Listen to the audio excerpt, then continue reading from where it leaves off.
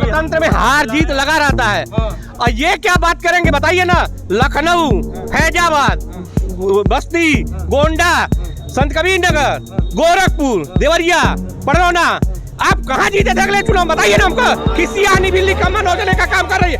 8,500 रुपया उन्होंने कहा हम जीतेंगे, सत्ता में आएंगे तो देंगे। तो सत्ता में नहीं हो तो विपक्ष में तो कहाँ से हो जाएगा? आपको पता नहीं है? आप अगर समाज में है मत करिए, सुनिए। हम लोगों की हार है, ठीक है, मतलब उस फेल वाला छात्र हम लोगों को हार बता रहा है जो 2014 में 44 सीट पाया, 2019 में 52 सीट पाया, 2024 में 99 सीट पाया, टोटल सीट मिला के। तो ये कहूँगा, अभी कुछ भाइयों को पीड़ा भी हो सकती है मेरी बात को सुन के, नहीं मेरी बात को सुन के कुछ भाई पीड़ा हो सकती है। उत्तर प्रदेश में मुहम्मदम की औरतें 20 शादी करें, हमसे क्या मतलब है? वो डेली बच्चा पैदा करें, हमसे क्या मतलब है? इस सरकार को इस पे ध्यान नहीं देना चाहिए। नमस्कार, आप देख रहे हैं यूपी हेडलाइंस। हम आ चुके हैं आज गोरखपुर के इंदिरा बाल विहार पे। यहाँ पे एक है त्रिलोकीनाथ पान भंडार और यहाँ पे काफ़ी लोग आते हैं और पान की दुकान का आकर के खाते हैं पान और पान का मज़ा भी लेते हैं। लेकिन इस बार जो कल रात में जिस तरह से बीजेपी गवर्नमेंट ने शपथ ली, मोदी जी ने जो 3.0 से जो शपथ लिया हुआ है, विश्व में एक बार इतिहास में, भारत के इतिहास में इतिहास रचते हुए पुनः दूसरी बार किसी एक प्रधानमंत्री ने तीसरी बार प्रधानमंत्री का शपथ लिया है। और कहा जा रहा है कि बीजेपी गवर्नमेंट की जीत तो हुई है, लेकिन उत्तर प्रदेश में उनकी हार को देखते हुए लोग देख रहे हैं कि उत्तर प्रदेश में हार हो चुकी है। पहली बार 19 में आया था इनका 62 सीट, इस बार आ गया है 33 सीट। इस पे लोग क्या कहते हैं, सोचते क्या हैं, इस पे हम जानने की कोशिश करेंगे। क्या नाम पड़ेगा भैया? दीपक पांडे। कैसे हैं पंडित जी? सब ठीक ठाक है, आपको हार्दिक बधाई। भारत में तीसरी बार विश्व के सबसे बड़े नेता। आप जनता को दे रहे हैं कि मुझे बधाई दे रहे हैं? नहीं, जनता को भी देना है, आपको भी, आप सम्मानित मीडिया के लोग हैं, आपको भी तो बधाई देना ही चाहिए। अच्छा। तो विश्व के सबसे शक्तिशाली प्रधानमंत्री श्री नरेंद्र मोदी दास मोदी जी को फिर से प्रधानमंत्री बनाया गया, इसके लिए शीर्ष नेतृत्व को भी बधाई देता हूं। कहा जा रहा है कि जो बीजेपी गवर्नमेंट है उत्तर प्रदेश को हार की नज़र से देखा जा रहा है। कहा जा रहा है कि बीजेपी गवर्नमेंट जो है इस बार विफल सरकार रही है। विपक्ष का हमेशा ये कहना है, लगातार कहना है। विपक्ष क्या कहेगा, क्या सुनेगा? ये तो विपक्ष अब तो 8500 रुपया बताएं कहाँ से हर महीने खटाखट वाला कहाँ गया, गायब हो गया। मुझे एक सम्मानित कांग्रेसी ने ही एक पेटीएम भेजा है कि अब 8500 मांगिए, तो 8500 कहाँ गया विपक्ष का? ये हमको बताने का पहले राहुल गांधी काम करे जी।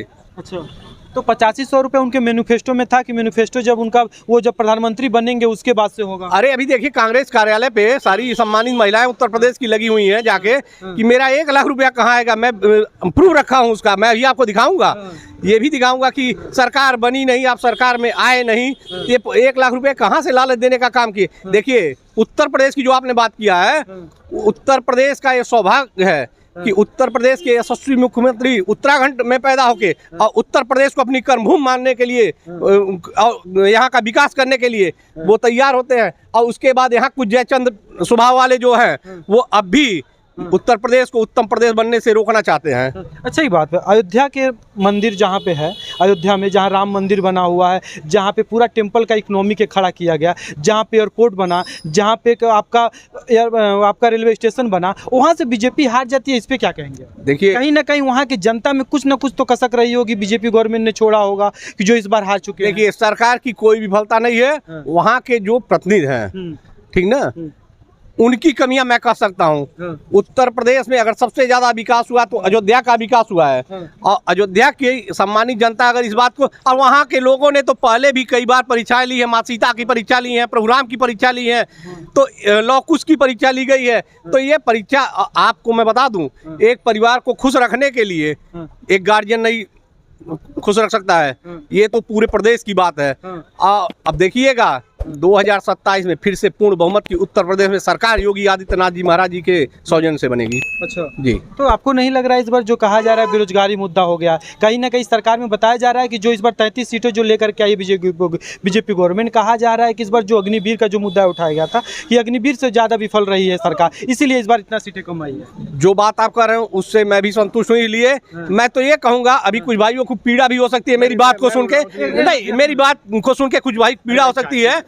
उत्तर प्रदेश में मोहम्मदम की औरतें 20 शादी करें, हमसे क्या मतलब है? वो डेली बच्चा पैदा करे, हमसे क्या मतलब है? इस सरकार को इस पे ध्यान नहीं देना चाहिए। जब इसी से पीड़ा है सबसे ज्यादा, तो ये मात्र शक्ति के लिए सबसे बड़ी दुर्भाग्य की बात है। आप मुद्दे से भटक रहे हैं। नहीं, मुद्दे से नहीं भटक रहे हैं, मैं हकीकत कह रहा हूँ कि उत्तर प्रदेश सरकार ने ये पता नहीं किस सोच समझ से कदम उठाया। नहीं, चाय पी लीजिए भैया, चाय पी लीजिए। इस कदम को उठाना ही नहीं चाहिए था।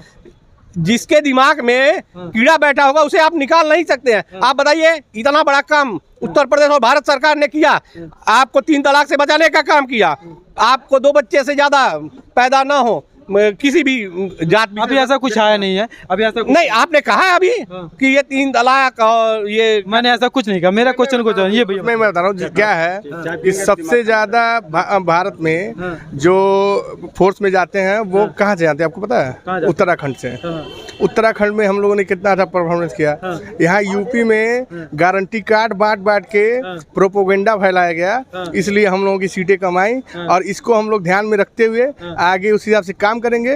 और योगी आदित्यनाथ की सरकार जिस हिसाब से बनेगी, अखिलेश यादव का 2-4 सीट जीतना मुश्किल हो जाएगा। हम लोग सारी सीट पे हावी रहेंगे। अच्छा ठीक है, एक बात बताइए, गोरखपुर से रहने वाले हैं, गोरखपुर में ही हैं हम लोग।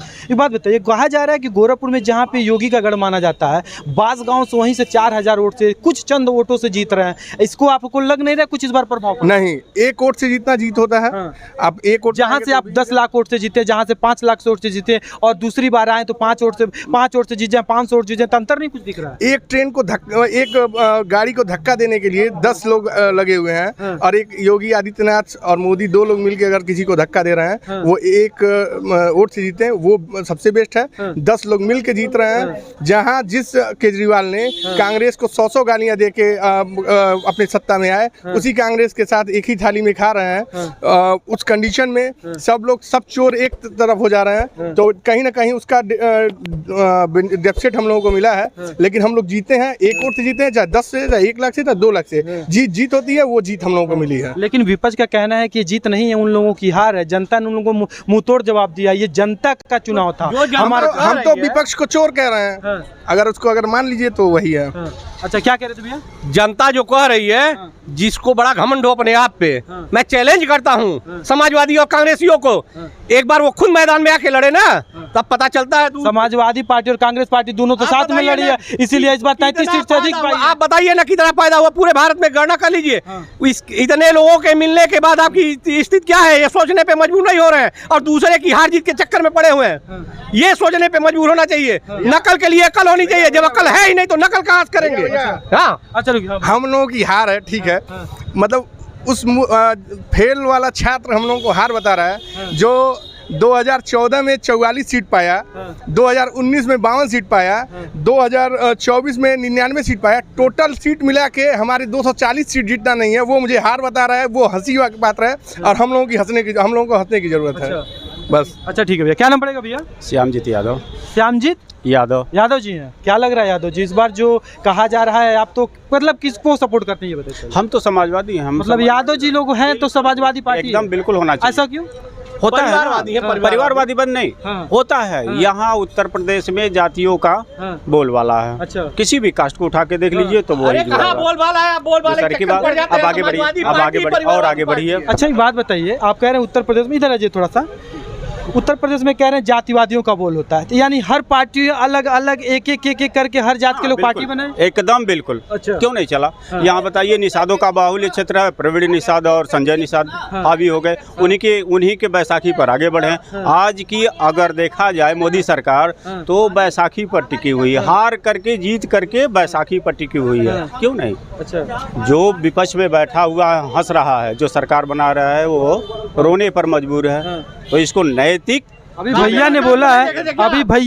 है कि हमारी जो है, इसी चुनाव में इनकी प्रत्याशी काजल निषाद रो रही थी। इनको जानकारी है क्या? एक मिनट रुकिए। भैया ने बोला है कि ये लोग 240 सीट पाए हैं, और गठबंधन लोग बना करके, इंडिया गठबंधन के सारे लोग मिलकर के 40 हमारी बात सुनिए। हम सुने बता दें, मोदी जी क्या कहते हैं? इंडी गठबंधन। उनकी मानसिकता देख लीजिए। किसी पार्टी को इंडिया गठबंधन नहीं कर रहे, इंडी गठबंधन। पूरे चुनाव में उन्होंने एक ही शब्द कहा था, हिंदी। इंडिया गठबंधन। मैं वही बात, हमें हिंदी पढ़ने नहीं आती है भाई। एक बात बताइए, मुझे एक बात बताइए, भैया ने बोला है कि 240 सीट अकेले बीजेपी गवर्नमेंट पाई है, बात समझिएगा, और वही इंडी गठबंधन ने 240 सीट पाया है। बैसाखी पर क्यों आ गए? अगर कहाँ बैसाखी पर, इसीलिए तो शपथ ले लिए, बैकासी पाए तो बैसाखी पर नहीं है वो। अभी देख लीजिए, वही बात बता रहे हैं। मोदी जी और योगी जी एक बहुत बड़ा चैलेंजिंग काम किए थे उत्तर प्रदेश में। उधर बाबा की नगरी में चारों तरफ कहानी खत्म हो गई। थोड़ा सही बाबा की नगरी में पूरा सफाया हो गया, अयोध्या मंडल में पूरा सफाया हो गया, कहानी खत्म है, मुद्दा खत्म हो गया, भटक गए, कहानी खत्म हो गई। कहाँ अयोध्या में खत्म हो गया? क्यों नहीं हुआ? पूरे मंडल में देख लीजिए, चित्रकूट सभी सीटें तो हार गए, क्या बचा है? अच्छा बोलिए क्या बताइए भैया, कह रहे हैं कि अयोध्या से हार गए, बहुत बड़ा चित्रकूट से हार गए, बताइए। मुझे वही फिर हंसी वाली बात हो गई। हमको थोड़ा बता दें कि पिछले 10 जैसे एक बात बताइए, भैया का कहने का मतलब है, मैंने भी देखा है, जिस जगह पे, जिस अयोध्या पे नरेंद्र मोदी जी गए थे, जिस निषाद वंश के घर पे गए थे, वो जिसको न्योता उन्होंने दिया, वहाँ पे न सपा की कोई पार्टी के लोग गए थे प्रचार करने के लिए, मतलब अखिलेश जी नहीं गए थे, ना ही सोनिया गांधी, ना खड़गे जी, और ना ही आपके राहुल गांधी जी, फिर भी वहाँ से बीजेपी का हारना बहुत बड़ा सवाल उठता है। देखिए, बीजेपी का हारना, देखिए हम लोकतंत्र में, सुनिए, लोकतंत्र में हार जीत लगा रहता है। और ये क्या बात करेंगे बताइए ना, लखनऊ, फैजाबाद, बस्ती, गोंडा, संत कबीर नगर, गोरखपुर, देवरिया, पड़रौना, आप कहाँ जीते थे अगले चुनाव बताइए ना हमको। किसी आनी बिल्ली का मन उजले का काम कर रही है, क्यों भैया आप इस मुद्दे पे बात नहीं कर सकते? मुस्लिम पर वोट नहीं मिलेगा, वर्क पर काम मिलेगा, विकास पर वोट मिलेगा। अच्छा एक बात बताइए, बहुत बच्चा, आपने बहुत अच्छी बात, मेरी बात सुनिए, मेरी बात सुन लीजिए, मेरी बात सुनिए, मेरी बात सुनिए, नहीं रुक जाइए, मेरी सुनिए, आपने अभी बोला है, आपने मेरी बात सुनिए भैया, मेरी बात सुन लीजिए, जनता नकार दिया, मेरी बात सुन लीजिए, मेरी बात सुन लीजिए, अभी आपने बोला उत्तर प्रदेश में सिर्फ जाति होता है, आपके यादव जी हैं अखिलेश भैया, आप यादव की तरफ जाएंगे तो हिंदू मुसलमान कर कौन रहा है? अभी आपने ही बोला, मैंने एक चीज देखा राजनीति में, मोदी जी ने कहा कि जो 4% 5% आरक्षण दे रहे हैं मुस्लिमों के, आज वही चंद्रबाबू नायडू आंध्रा में 4% मुस्लिमों को आरक्षण दिए हैं। किसी को मालूम है कि नहीं मालूम है? हुआ है। उसी के साथ में गठबंधन के क्या मैनिफेस्टो है, एक केवल प्रोपगंडा है। ये ध्यान दीजिए, प्रोपगंडा है, केवल झूठ फैलाना। तो मतलब 8,500 रुपया जो देने का वादा किया, उनका भी तो मैनिफेस्टो था। मैनिफेस्टो सबको अपना अपना काम दिखाना रहता, सबको मैनिफेस्टो। 8,500 रुपया उन्होंने कहा हम जीतेंगे, सत्ता में आएंगे तो देंगे, देंगे तो सत्ता में नहीं हो तो विपक्ष में तो कहाँ से हो जाएगा? आपको पता नहीं है? आप अगर समाज में है, मत करिए। सुनिए, उन्होंने कहा था चुनाव बीतते ही पहली तारीख को खटाखट करने का काम किया था। आप गुमराह करने का काम मत करिए। देखिए, सम्मानित जनता जानती है, हम सत्ता में थे, हम हार स्वीकार करते हैं अपनी, जितनी सीटों पे मैं हारा हूं चुनाव। लेकिन आप बताइए ना, आप लोग 55 साल में देश में रहे, आज आपकी स्थिति क्या, आप इसको बताइए। अरे आप बताइए ना। स्थिति ये है कि इंडिया में तीसरे नंबर की पार्टी कौन है? समाजवादी पार्टी है। आज हमारी स्थिति ये है। अभी तो हम राज्य स्तर पर थे ना, अब कितने स्टेट में लड़ती है समाजवादी? अब तो हमारा चांस आ गया, अब तो हमारा समय मिला है कि हम कहाँ लड़ेंगे। ये पार्टी तय करती है ना। आज हमारा तीसरे नंबर की पार्टी बनी, यूपी से बनी, आज इनका न राम मिले न शिव मिले, कहानी खत्म हो गई। जनता चाहती है कि राम मंदिर बने, शिव मंदिर बने। औरंगजेब जी इतना नहीं तोड़ा होगा, काशी में जाइए, देखिए हजारों प्राचीन मंदिर थे, तोड़वा करके एक मंदिर बनवाए हैं। कौन बनवाया है? मोदी जी बनवाए। मंदिर ही तो बनी है ना। तो मंदिर ही तो बनी, तो कितने मंदिरों का बलि चढ़ाए हैं।